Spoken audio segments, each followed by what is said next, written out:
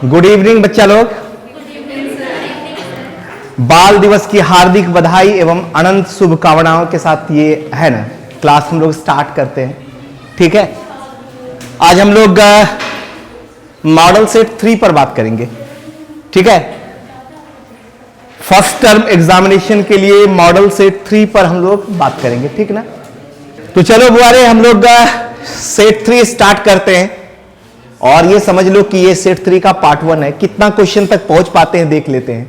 ठीक है, अगर पूरा सेट हो जाता है तो बेहतर है, नहीं होता है तो फिर इसका पार्ट 2 आएगा। ठीक ना, तो चलो बुआरे पहले क्वेश्चन की तरफ बढ़ते हैं।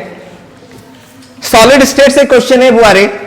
तुम लोग डिफरेंट टाइप्स ऑफ सॉलिड पढ़े थे ना, हाँ है ना, क्रिस्टलीय और अक्रिस्टलीय ठोस, क्रिस्टलीन और नॉन क्रिस्टलीन सॉलिड यानी अमॉर्फस सॉलिड पर बात किए थे ना। पहला क्वेश्चन है, निम्नलिखित में कौन सा अक्रिस्टलीय प्रकृति का है? Which one of the following is non-crystalline or amorphous in nature?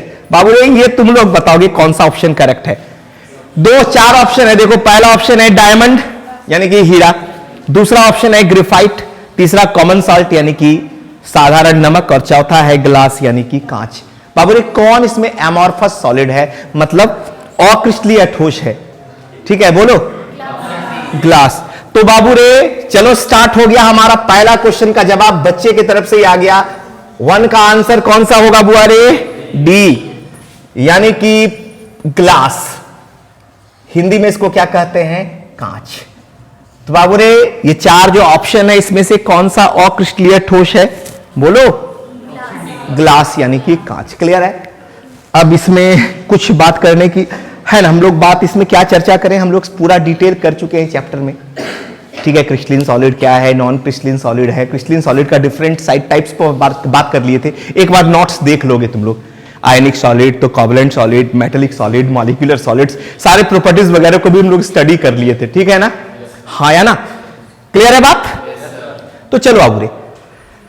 अच्छा, एक चीज तुम लोग और भी याद रखो, यहां पर 1-2 क्वेश्चन और दिमाग में टर्म दे देते हैं, जैसे कि क्रिस्टलीय ठोस को, क्रिस्टलीन सॉलिड को हम लोग क्या कहते हैं? ट्रू सॉलिड्स भी कहते हैं, वास्तविक ठोस। और अक्रिस्टलीय ठोस को हम लोग क्या कहते हैं? स्यूडो सॉलिड यानी छद्म ठोस। ये भी दिमाग में रख लोगे। ठीक है, अब क्रिस्टलीन सॉलिड में क्या होता है? बोलो हाई ऑर्डर रेंज होता है, मतलब क्या होता है? दीर्घ पराश की व्यवस्था होती है।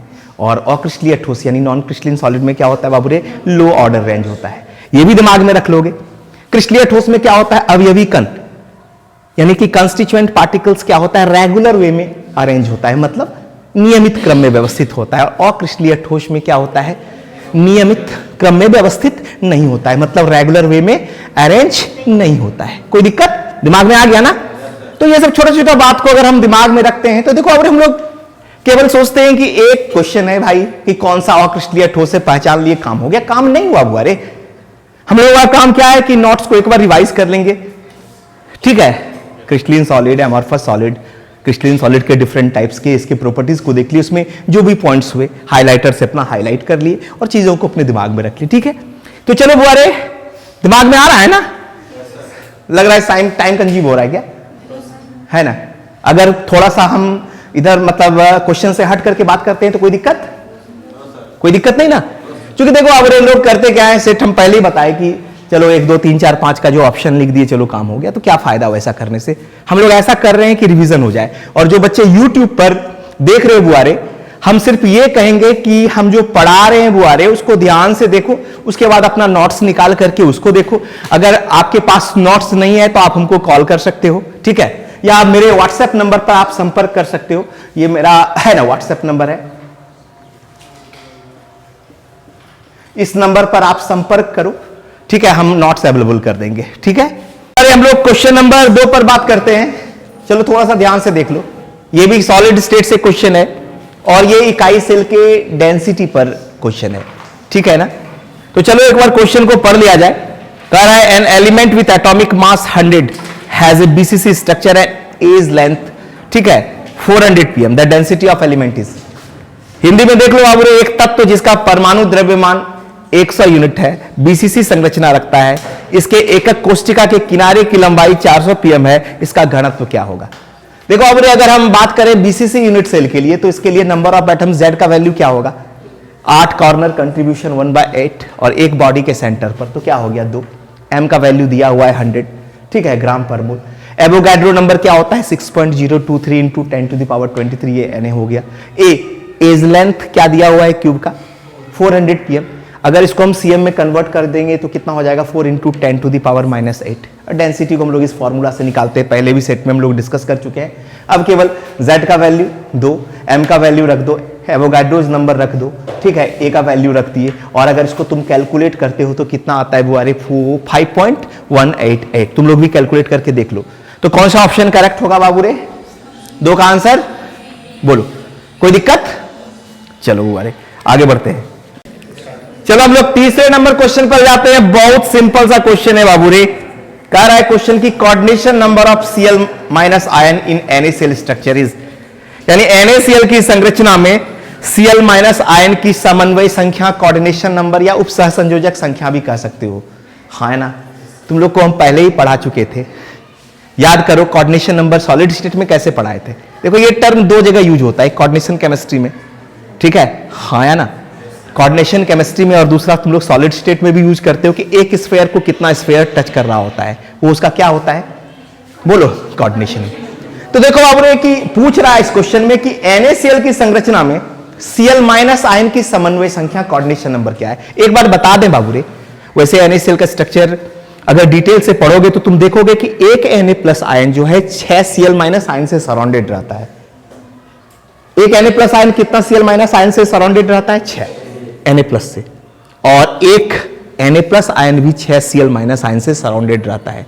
यानी 1 Na plus ion is surrounded by 6 Cl minus ion and 1 Cl minus ion also surrounded by 6 Na plus ion. तो इस कंडीशन में कोऑर्डिनेशन है नंबर का रेशियो क्या हो गया 6 और 6, हाँ है ना, कोऑर्डिनेशन नंबर का रेशियो क्या हो गया 6:6।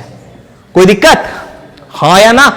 तो बुआरे तो यहां पर पूछ रहा है क्वेश्चन कि Cl माइनस आयन का कोऑर्डिनेशन नंबर क्या है। क्वेश्चन नंबर 3 है बुआरे, तो बताओ कौन सा ऑप्शन होगा? बी में क्या है 6। क्लियर है बाबूरे? अगर हम NaCl के स्ट्रक्चर की बात करें तो आप एकदम दिमाग में रख लोगे कि एक Na plus ion 6 Cl minus ion से गिरा है, ठीक है, और एक Cl माइनस आयन भी 6 Na प्लस आयन से गिरा है। यहां पर क्या पूछ रहा है Na प्लस का कोऑर्डिनेशन नंबर, तो वो क्या होगा बाबूरे? हाँ है ना, शुड बी 6, राइट, हाँ है ना। तो चलो बुआरे 3 का आंसर हो गया बी। चलो बुआरे क्वेश्चन नंबर 4 पर बात करते हैं। The point defect which lowers the densities, ठीक है, वह बिंदु दोष जिसमें घनत्व तो कम हो जाता है। वैसे तुमको सब पता हुआ है, रटा हुआ है शॉर्टकी डिफेक्ट। याद करो डिफेक्ट की बात करें, हम सॉलिड स्टेट चैप्टर में पढ़ाए थे। डिफेक्ट को बाबूरे सबसे पहले हम 2 भाग में डिवाइड कर दिए थे, एक इलेक्ट्रॉनिक डिफेक्ट और दूसरा एटॉमिक डिफेक्ट। एटॉमिक डिफेक्ट के अंदर हम लोग फिर क्या क्या बात किए थे, एक स्टाइकियोमेट्रिक डिफेक्ट और दूसरा नॉन स्टाइकियोमेट्रिक डिफेक्ट, एक इंप्योरिटी डिफेक्ट पर भी बात किए थे। अब ये स्टाइकियोमेट्रिक डिफेक्ट अगर एक्चुअल में देखो तो 4 होगा। तो बोलेगा सर आप 2 बताए थे, हम आयनिक सॉलिड्स में बताए थे। तो आयनिक सॉलिड्स के अंदर स्टाइकियोमेट्रिक डिफेक्ट जो है, ठीक है, 2 होगा, और नॉन आयनिक सॉलिड्स के अंदर भी 2 होगा। तो उस पर हम लोग बात किए नहीं है, ठीक है। तो वो बात को देखो अब थोड़ा ध्यान से सुनो। तो आयनिक सॉलिड्स के अंदर की अगर बात करें तो उसके अंदर स्टाइकियोमेट्रिक डिफेक्ट कितने तरह का बुआरे? 2 तरह का, एक शॉर्टकी और दूसरा फ्रैंकेल। नॉन स्टाइकियोमेट्रिक के अंदर हम लोग मेटल एक्सेस और मेटल डिफिशिएंट डिफेक्ट बात करेंगे, ठीक है। मेटल एक्सेस डिफेक्ट का मतलब धातु अधिक के दोष, और मेटल डिफिशिएंट का मतलब धातु क्षुद्र दोष। तो दिमाग में इतना बात आया, सारा चीज हम लोग पढ़ चुके हैं। अगर हम बात करें सॉलिड में डिफेक्ट को बाबूरे, तो एक इलेक्ट्रॉनिक डिफेक्ट, दूसरा एटॉमिक डिफेक्ट। एटॉमिक डिफेक्ट को बहुत बढ़िया तरीके से तुम लोग किए, स्टाइकियोमेट्रिक, नॉन स्टाइकियोमेट्रिक और इंप्योरिटी। स्टाइकियोमेट्रिक के अंदर शॉर्टकी फ्रैंकेल और नॉन स्टाइकियोमेट्रिक के अंदर मेटल एक्सेस डिफेक्ट और मेटल डिफिशिएंट। तो बाबूरे शॉर्टकी डिफेक्ट में यानी क्वेश्चन नंबर कितना है बुआरे हम लोग का? 4। तो चलो सबसे पहले हम लोग एक आइडियल क्रिस्टल बना लेते हैं। अब क्या है आइडियल क्रिस्टल, ये भी तुम लोग जान रहे हो बहुत बढ़िया से। तो चलो बाबूरे एक हम आयनिक सॉलिड बना लेते हैं। चलो ये किनारे में ज्यादा थोड़ा सा दिमाग में है ना रह जाएगा, रिवीजन हो जाएगा। कोई दिक्कत बुआ रे? बोलो, बोर हो रहे हो? डायरेक्ट खाली आंसर पर जाएं। ये देखो,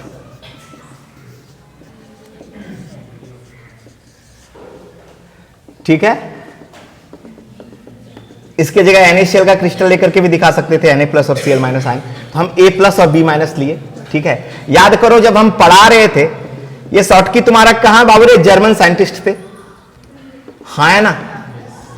इस डिफेक्ट में क्या होता है हम बता दिए थे ना, कि फर्ज करो कि A+ इस क्लास में जितने बॉयज हैं वो A+ है, 10 है मान लो, तो A+ 10, और गर्ल्स अगर 10 है, तो बाबू रे ये डिफेक्ट कब होगा, जब इक्वल नंबर ऑफ बॉयज और गर्ल्स इस क्लासरूम से चले जाए। यानी कि इस क्रिस्टल से, ठीक है, अगर एक पॉजिटिव आयन कैटायन और एक एनायन कहीं से भी हटा दो, ठीक है, कहीं से भी हटा दो, ठीक है, तुम्हारा जहां से मन करे, ठीक है, ये हाँ है ना। तो ये कौन सा डिफेक्ट होगा बाबू रे, शॉर्टकी डिफेक्ट, हाँ है ना।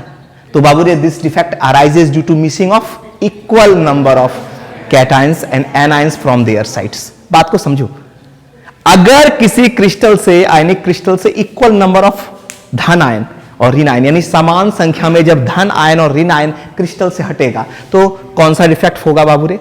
जान करके थोड़ा सा रिवीजन करा देने बाबू रे, हम ऑब्जेक्टिव टाइप से करा ही नहीं रहे हैं, एक लेक्चर टाइप से दे रहे हैं, ताकि तुम लोग जा करके घर में जो है ना पूरा देख लो, या जो बच्चे यूट्यूब पर देख रहे हैं वो है ना चैप्टर को निकाल करके देख लो, रिवीजन क्लियर, क्योंकि है ना 15-20 दिन 25 दिन के बाद एग्जाम होना है, और आप लोग है ना बढ़िया तरीके से रिवाइज कर लो। तो वो अरे शॉर्टकी डिफेक्ट कैसे प्रोड्यूस होता है, जब इक्वल नंबर ऑफ कैटायन और एनायन क्या होता है, अपनी साइट से, अपनी जगह से हट जाता है। कोई दिक्कत? तो वो अरे यहां पर क्या होगा बताओ। सबसे पहले अगर कैटायंस और एनायन क्रिस्टल से तो हट ही जा रहा है, तो इस कंडीशन में डेंसिटी क्या होगा, बढ़ेगा कि घटेगा? घटेगा, सिंपल सा बात है। तो बाबू रे शॉर्टकी डिफेक्ट में डेंसिटी यानी घनत्व क्या हो जाएगा, कम हो जाएगा। यही पूछ रहा है ना, बोलो जी। तो 4 का आंसर क्या हो जाएगा, बोलो 4 का आंसर क्या हो जाएगा, बी ना, बोलो जी। है ना, वह बिंदु 2 जिसमें घनत्व कम हो जाता है, the point defect which lowers the density is, बोलो शॉर्टकी डिफेक्ट। याद करो शॉर्टकी डिफेक्ट के लिए कुछ कंडीशंस भी बताए थे। क्या था कंडीशन, कि भाई कोऑर्डिनेशन नंबर क्या होना चाहिए, समन्वय संख्या उपसह संयोजक संख्या उच्च होना चाहिए, कैटायन और एनायन का साइज क्या होना चाहिए, शुड बी सेम होना चाहिए। याद है ना, क्या कॉन्सिक्वेंसेस होता है, हाँ है ना, कंडक्टिविटी बढ़ जाता है, डेंसिटी घट जाता है, इन सारी चीजों को आप नोट्स में देख लो बुआरे। तो हम लोगों का अगर 4 नंबर क्वेश्चन की बात करें तो कौन से डिफेक्ट में बाबू रे घनत्व यानी कि डेंसिटी घट जाता है, शॉर्टकी डिफेक्ट। तो बोलेगा सर थोड़ा सा फ्रैंकेल डिफेक्ट, तो फ्रैंकेल डिफेक्ट में क्या होता है, बोलो अपने जगह से, कैटायन क्या होता है अपने जगह से इंटरस्टिशियल साइट में, पूरे क्रिस्टल में कहीं भी, क्रिस्टल के किसी भी जगह पर इंटरस्टिशियल साइट में चला जाता है। तो यहां इलेक्ट्रॉन न्यूट्रलिटी क्या होता है, मेंटेन रह जाता है, इसमें भी मेंटेन रह जाता है। अगर शॉर्टकी डिफेक्ट की बात करें तो electron neutrality of the crystal is maintain by the facts because the number of missing cation is same as the number of missing anions. Okay ना, सो हियर ठीक है, इलेक्ट्रॉन न्यूट्रलिटी क्या हो जाता है, मेंटेन रह ही जाता है। तो खैर इन सारी चीजों पर एक लंबी चर्चा हो जाएगी, तो हम लोग आगे इस पर ज्यादा बात करेंगे नहीं, आप लोग नोट्स देख लोगे। हमने है ना जब सॉलिड स्टेट पढ़ा रहे थे तो सारी चीज को बाबू ने डिटेल कर रखा है, ठीक है ना। तो चलो बुआरे हम लोग क्वेश्चन नंबर 5 पर बात करते हैं। देखो अब यहां पर मोललिटी निकालना है, सवाल को एक बार पढ़ देते हैं। 234.2 gram of sugar syrup contains 34.2 gram of sugar. What is the molar concentration of the solution? यानी कि 234.2 ग्राम चीनी के घोल में 34.2 ग्राम चीनी उपस्थित है, उस विलयन की मोललता होगी, मोललिटी। हम लोगों को अभी यहां पर क्या निकालना है बुआरे, मोललिटी। क्या निकालना है, मोललिटी यानी कि मोललता। तुम लोग याद करो डेफिनेशन क्या है, total number of gram mole of solute present in 1 kg यानी कि 1000 ग्राम ऑफ सॉल्वेंट, यानी 1000 ग्राम विलायक में उपस्थित विलेय के ग्राम अणुओं की संख्या या ग्राम मोलों की संख्या। फॉर्मूला याद है, WB/MB इंटू 1000 बाय, ए किसको इंडिकेट कर रहा है, सॉल्वेंट को, विलायक को, और बी किसको इंडिकेट कर रहा है, सॉल्यूट को। तो बुआरे WB सॉल्यूट का कितना है मास, 34 और सॉल्यूट क्या है तुम्हारा, शुगर C12H22 और O11 है, इसका मॉलिक्यूलर मास निकाल लो। 12 into 12 plus 1 into 22 plus 16 into 11 कितना हो रहा है? 342 हो रहा है, 342 ग्राम पर मोल, हाँ या ना? तो यहां पर क्या कर दिए बुआ रे, 342 इंटू 1000 डिवाइडेड बाय सॉल्वेंट। देखो यहां बच्चे गलती कर जाएंगे, देखो सॉल्यूशन कितना है, सॉल्यूशन का मास कितना है?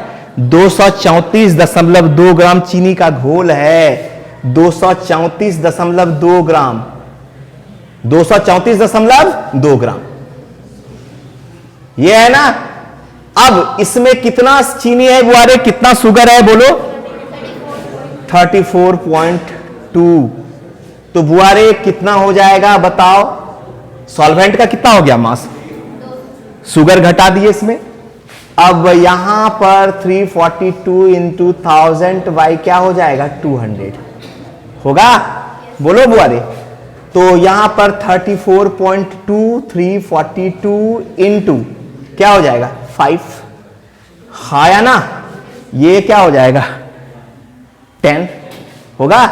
तो 1/10 इंटू 5, तो बोलो फिर गड़बड़ाया कहीं क्या?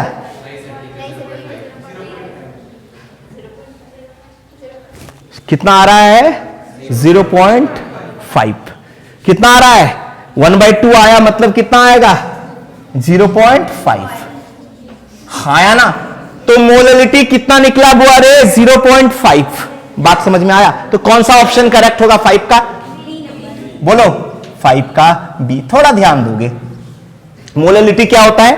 Total number of gram mole of solute present in 1000 gram of solvent. ये फॉर्मूला याद रखोगे, WB/MB इंटू 1000/WA। हम ए और बी जान करके दे दिए ताकि तुम सॉल्यूट और सॉल्वेंट में फर्क कर सको। ए क्या इंडिकेट कर रहा है? सॉल्वेंट को, और बी सॉल्यूट को। तो देखो सॉल्यूट शुगर है, इसका मास 34.2 है, शुगर का मॉलिक्यूलर मास आणविक द्रव्यमान 342 है, 1000 डिवाइडेड बाय सॉल्वेंट का तुम्हारा मास, तो सॉल्यूशन का मास कितना है? 234.2 और उसमें शुगर कितना है? तो उसको घटा देंगे तो तुम्हारा सॉल्वेंट का निकल गया, ठीक है। तो फाइनली हम लोग कैलकुलेट किए तो कितना आया? 0.5। और ये ऑप्शन नंबर कितना होगा बुआरे, बोलो? बी। 5 का कौन सा ऑप्शन होगा? बी।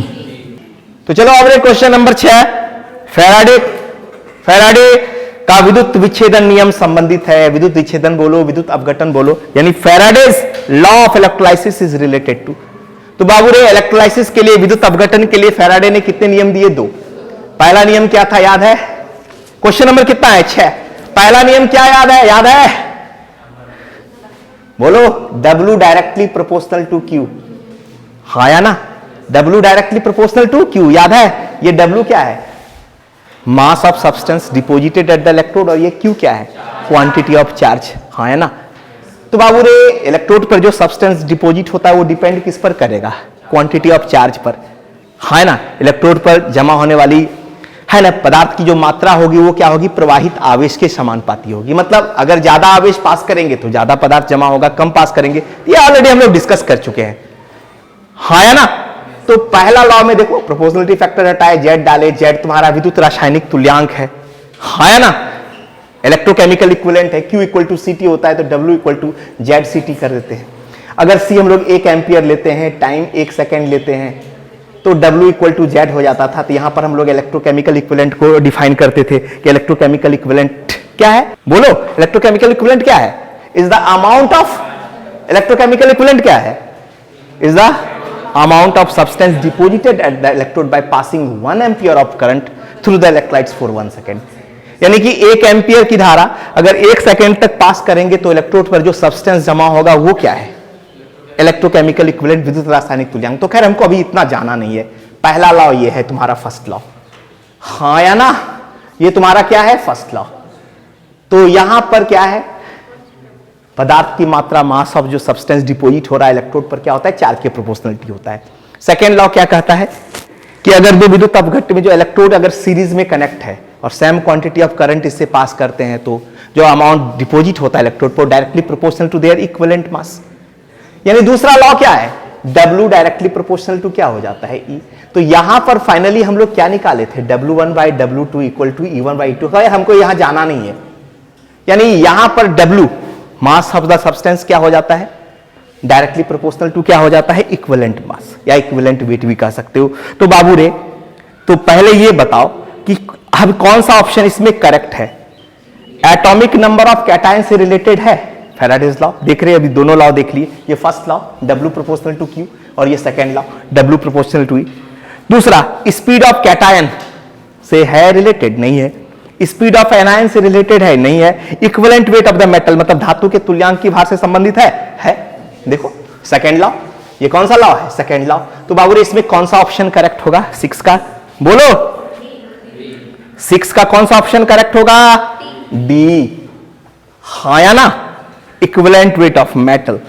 यानी फैराडे लॉ यहां पर किससे रिलेटेड है, इक्विवेलेंट वेट ऑफ मेटल, यानी कि धातु के समतुल्य भार या तुल्यांकी भार से। कोई दिक्कत? चलो बाबू रे, क्वेश्चन नंबर 7 पर मूव करते हैं। क्वेश्चन नंबर 7 बहुत बढ़िया क्वेश्चन है। The charge required for the reducing 1 mole of MnO4, MnO4 इस तरह से है, तो वो थोड़ा सा प्रिंटिंग मिस्टेक है। MnO4 -2 Mn+2 इज, बात को समझो बाबू रे। MnO4 माइनस को Mn+2 में अवकृत करने के लिए आवश्यक आवेश की मात्रा होगी। गौर करना बाबू रे, यहां पर तुमको सबसे पहले देखना होगा कि Mn का ऑक्सीडेशन स्टेट कितना है MnO4 में। बाबू रे, मान लो इसका ऑक्सीडेशन स्टेट X मान लेते हैं, O का कितना होता है -2 इंटू 4, एक यूनिट नेगेटिव चार्ज है इक्वल टू -1, तो X इक्वल टू क्या हो गया, +7 होगा। बोलो बाबू रे, तो यानी यहां Mn+7 क्या चीज में कन्वर्ट हो रहा है, Mn+2 में, हाँ या ना। तो ये देखो +7 है, ये +2 है, यहां पर कितना इलेक्ट्रॉन ऐड कर देंगे, 5। तो बाबू रे, यहां पर बताओ N का वैल्यू कितना हो गया, 5। Q इक्वल टू क्या होता है, NF, N 5, और F का वैल्यू, एक फैराडे का वैल्यू कितना होता है, 96500 कूलम्ब। अगर तुम इसको सॉल्व करते हो तो कितना आएगा बताओ तो, 5 × 96500 को सॉल्व करो तो आ जाएगा 480500, 48, बोलो कितना आएगा, 482,500 आएगा।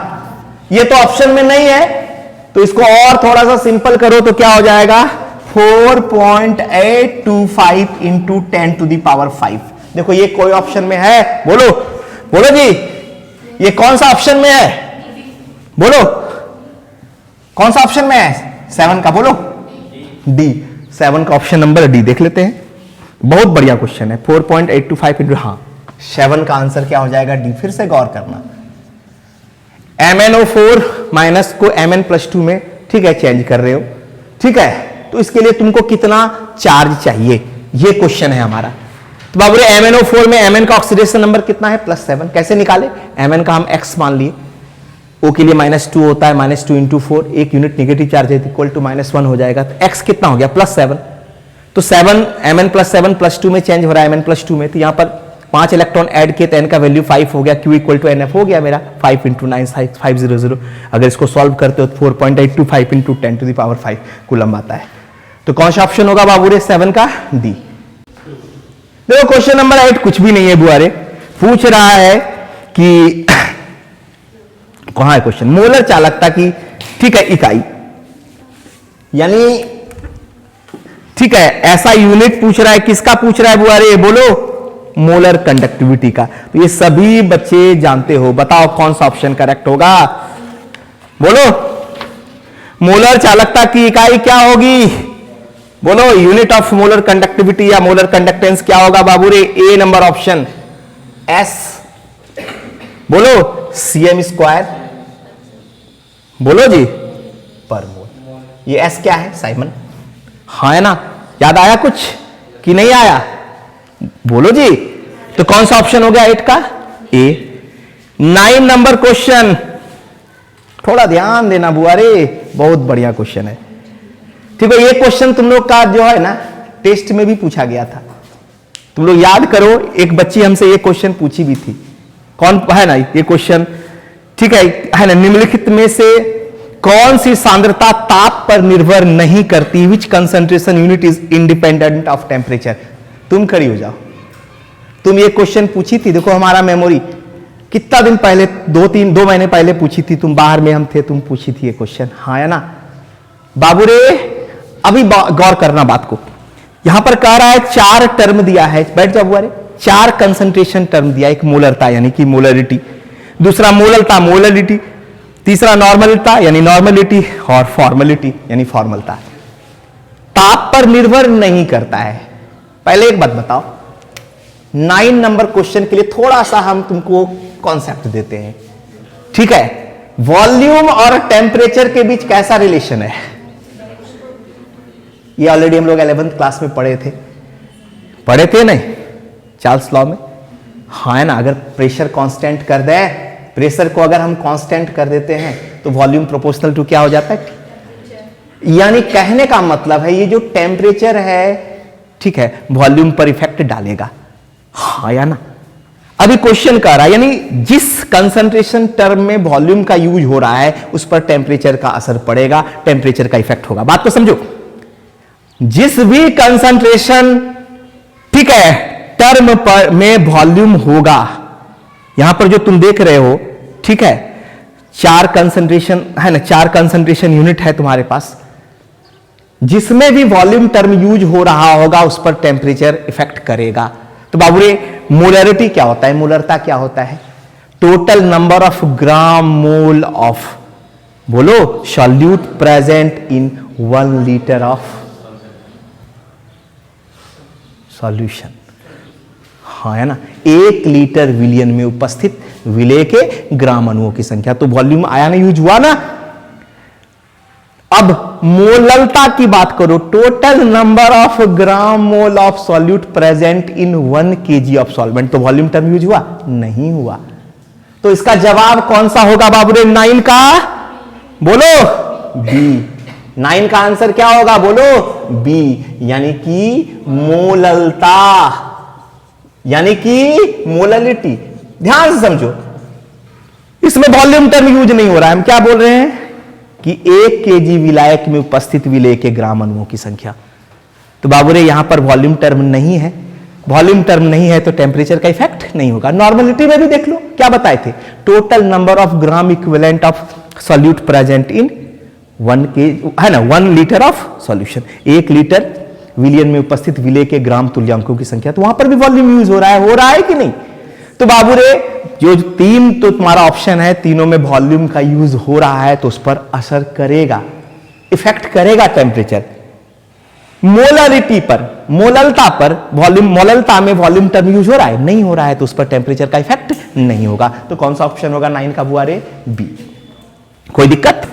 क्वेश्चन नंबर 10 को ध्यान से देखो, कह रहा है 0.2 m के 500 ml विलियन में 200 ml जल मिलाया जाता है, प्राप्त विलियन की मोलरता होगी 200 ml water is added to 500 ml of 0.2 m solution, what is the molarity of the diluted solution. देखो, इस सवाल को सॉल्व करने के लिए एक तरीका से तो बता दिए थे हम पहले, दूसरा तरीका, इसके लिए तुमको एक फॉर्मूला याद रखना होगा। देखो वारे, इसके लिए तुमको एक formula m1v1 equal to m2v2 याद रखना होगा, ठीक है। यह सवाल इस फॉर्मूला से सॉल्व हो जाएगा। अभी गौर करना, यहां पर m1 क्या है, m1 जान लो कि ये इनिशियल मोलरिटी है, यानी प्रारंभिक मोलरता, और ये v1 क्या है, इनिशियल वॉल्यूम है, ठीक है। और ये m2 क्या है, फाइनल मोलरिटी होगा, ठीक है। और v2 क्या होगा बुआ रे, फाइनल वॉल्यूम होगा, ठीक है ना।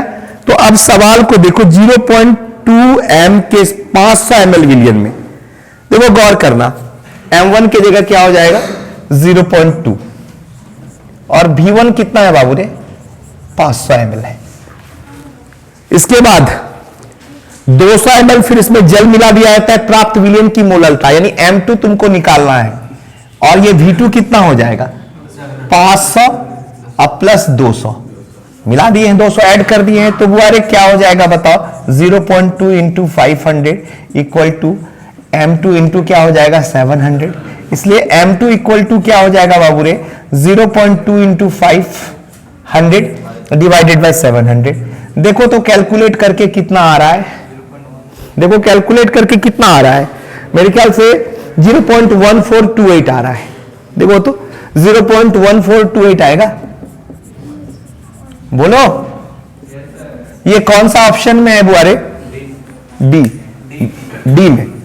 तो क्वेश्चन नंबर 10 का आंसर क्या हो जाएगा? डी। कोई दिक्कत? सांद्रण के लिए फैन उत्प्लावन विधि, सॉरी फैन प्लवन विधि एक ही बात है, का उपयोग होता है। First flotation method is used for the concentration of, सभी बच्चे जानते हो कौन सा और के लिए? सल्फाइड और। फैन उत्प्लावन विधि के द्वारा, फैन प्लवन विधि के द्वारा किस अयस्क का सांद्रण किया जाता है? बताओ। फैन उत्प्लावन विधि। अब इसको डिटेल थोड़े न करना है, नोट्स वगैरह देख लेना, बहुत है, 10th क्लास से पढ़ते आ रहे हो। तो 11 का कौन सा आंसर हो जाएगा बुआरी? बोलो। 11 का answer B. 12 number question, calamine किसका अयस्क है? Calamine is an ore of. बाबू रे याद है कैलामाइन का फॉर्मूला क्या होता है? क्वेश्चन नंबर 12 पर हम लोग मूव कर रहे हैं। बोलो कैलामाइन का फॉर्मूला क्या होगा? बोलो। जिंक ब्लेंड होता है ZnS, ठीक है ना, ZnCO3। तो ये किसका और हो गया? जिंक का। तो बाबू रे 12 का आंसर कौन सा होगा? 12 का आंसर क्या हो जाएगा? ए। क्लियर है? 13 नंबर, ठीक है, flux is use to remove, ठीक है, यानी द्रावक अंग्रेजी में फ्लक्स SiO2 का उपयोग निम्न में से किसे अलग करने के लिए किया जाता है? याद करो, याद करो बात को, बोलो जी। कॉपर के एक्सट्रैक्शन में याद करो, जब कॉपर का एक्सट्रैक्शन पढ़ा रहे थे तो इसमें गैंग क्या होता है? FeO।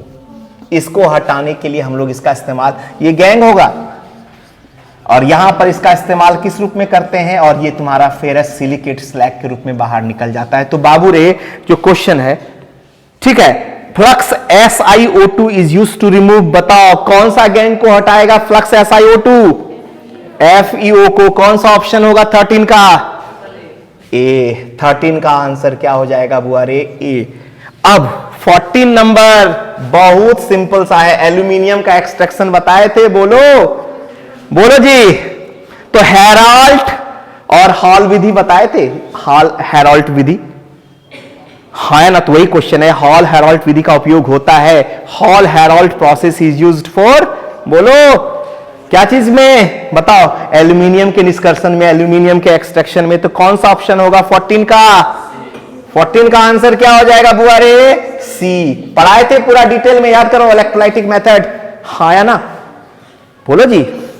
अब 15 number question, what types of stoichiometric defect are shown by ZnS, यानी ZnS में किस प्रकार का है ना स्टाइक्योमेट्री दोष होता है, रस समीकरण मितीय दोष होता है। याद आया कुछ?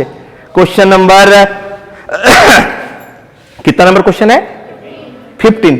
बताओ कोई बच्चा। फ्रैंकेल दोष होता है ना, पढ़ाए थे ना फ्रैंकेल दोष में, ZnS एग्जांपल दिए थे ना। तो बुआ रे स्टाइक्योमेट्रिक डिफेक्ट यानी रस समीकरण मितीय दोष या स्टाइक्योमेट्रिक दोष किस में पाया जाएगा? कौन सा क्रिस्टल में? ZnS के क्रिस्टल में। तो 15 का आंसर क्या हो जाएगा बुआ रे? बोलो। 15 का ऑप्शन कौन सा हो जाएगा? ए। कोई दिक्कत? 16 नंबर, बहुत सिंपल सा बात है कि खनिज में उपस्थित अशुद्धियां क्या कहलाती है? गैंग या मैट्रिक्स। याद आया ना कुछ? तो बाबू रे द इंप्यूरिटीज प्रेजेंट इन, ठीक है, मिनरल इज कॉल्ड, बोलो गैंग। कौन सा ऑप्शन होगा 16 का? 15 का ए और 16 का बोलो बी।